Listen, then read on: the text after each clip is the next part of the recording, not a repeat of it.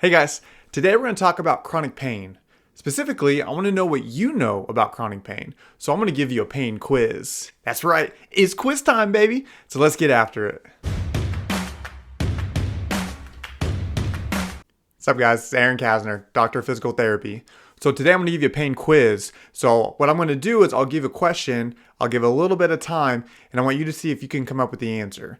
Now, if you can't come up with the answer quick enough, that's perfectly fine. Just hit the pause button so I don't give you the answer away, okay? These are all true or false questions, but I do want you to think about why you think it's true or why you think it's false. Try to get some of that blood flowing through the brain. Let's get into it. Question number 1. It is possible to have pain and not know it.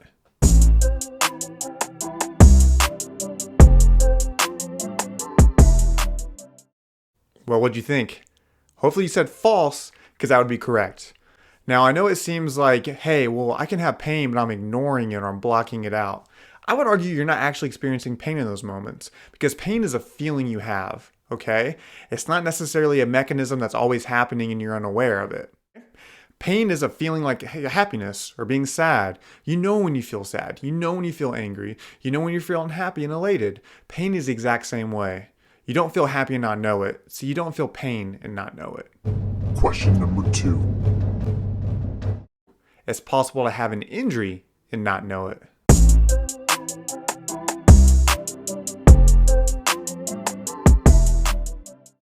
This one's actually true.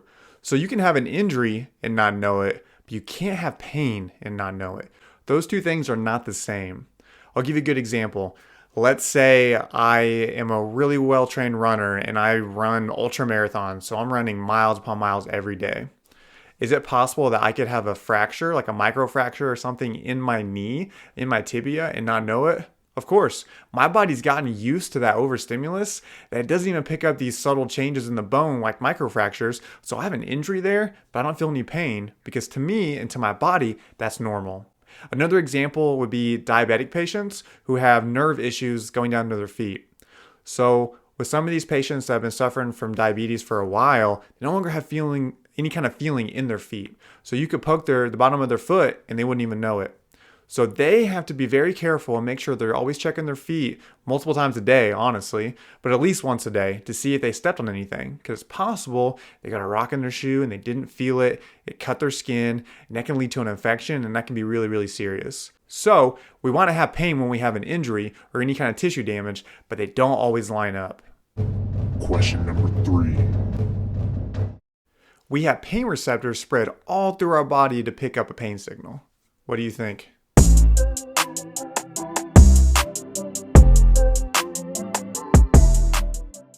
That's actually false. We don't have any kind of pain receptor. There's nothing in our body that's saying, hey, this is painful. Pain comes solely from your brain. Now, there's signals from our body that sends a message up to the brain to let it know, hey, something has changed. Not an injury, but it's changed.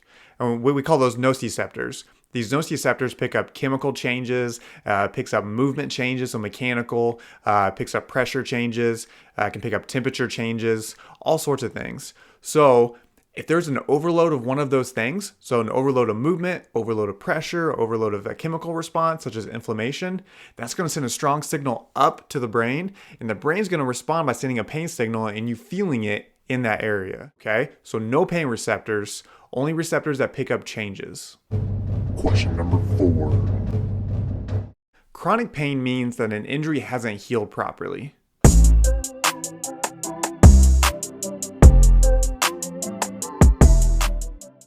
Well, what'd you guess? It's false. So chronic pain means it's a pain sensation that we've had longer than 6 months.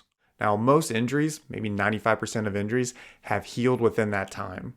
But what's happening is the pain process itself is still going. Even though there's not an injury that needs to be addressed, the nervous system's staying ramped up, or the brain's created a habit out of it. Something is going on along the pain mechanism that is eliciting that pain response. Somebody that's been in pain for 5 or 10 years more than likely doesn't have an injury there. They may go and take an image and take an MRI for an example and look at your spine and say, oh, you have a herniated disc, that's causing your pain. That's kind of a leap. I don't think that's always true. It can be true if it's acute, but we just have herniated discs normally in our body. So it's easy to point our finger at something because we can say that's not normal and say that's causing your pain, but that's not always true. So don't associate an injury or perceived injury and pain as being synonymous to each other, because they're not. Question number 5. True or false? The body tells the brain when it's in pain. What do you think?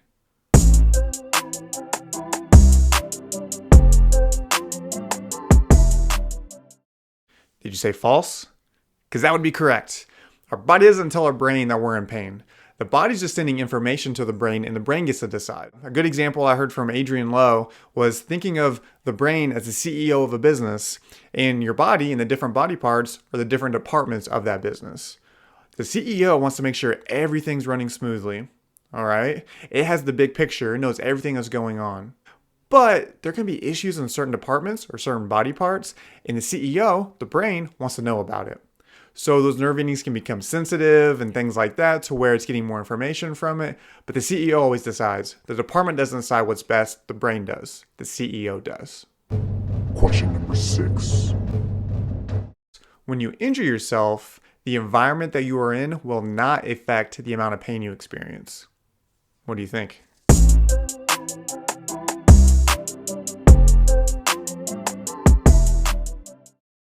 You said false, right? Because that's correct.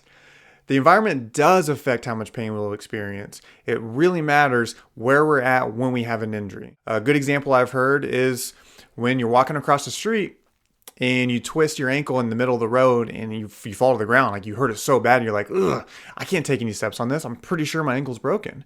But then you look up and you look to the side and you see there's a semi truck coming at me full speed and they're not slowing down. In that moment, is your ankle going to hurt? No, your body and your brain is saying, let's get the heck out of here. So you get up and you get out of the way and you get onto the sidewalk where you're nice and safe.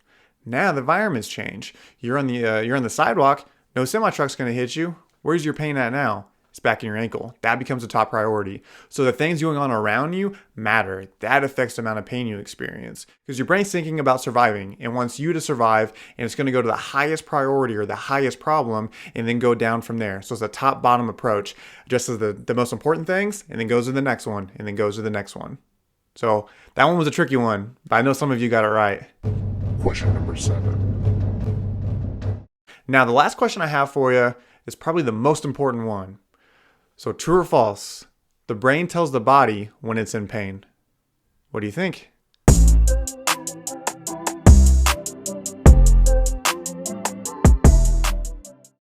I know everybody said true, right? Because that is correct. Our brain tells our body when we're in pain. Honestly, the best way to think about it is the pain process itself is all an unconscious thing, an unconscious phenomenon that is happening. It's like temperature regulation or heart rate regulation.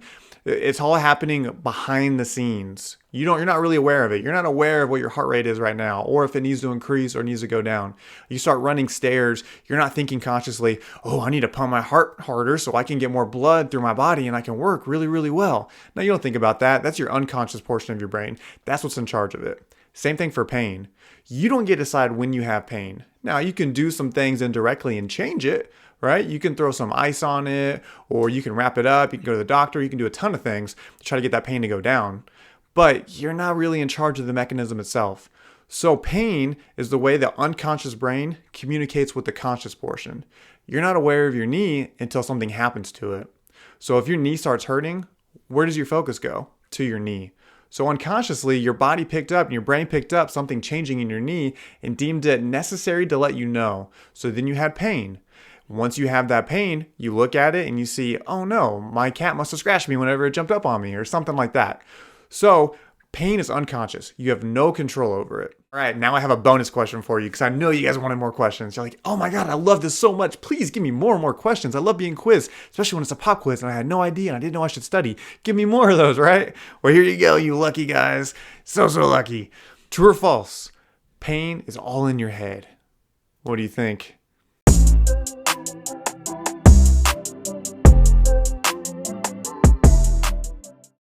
It's kind of a trick question, right? It's a little bit of both. Now, it's not in your head in the sense of you're making it up because you're not thinking pain into existence. And I can prove that. So have you ever had pain and you thought, I don't want to feel this pain anymore. I want this pain to go away. Did it go away? No, of course not, because you don't have conscious control over it. Okay, and same thing whenever it comes into existence.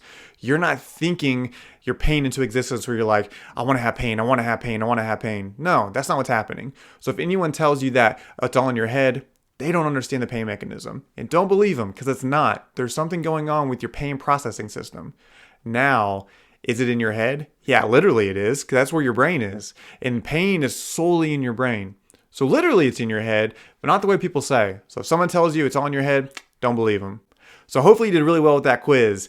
If you didn't, that's okay. That's a hard quiz. There's a lot of things going on with pain, a lot of conceptions that we have, misconceptions that we have about pain and what it means to us. All right. So go back through this video, watch it again, learn more about pain, quiz yourself, be thinking about it. So when you're experiencing pain, think about what's changing in your body. Think about what's actually happening and not thinking of it immediately as an injury. It could be injured, so if it's something serious, definitely go check it out. But don't go to the mindset of, oh no, something's really messed up. I really hurt my knee. Something bad is happening. It may not be true. It may just be really irritated and the brain's trying to protect you.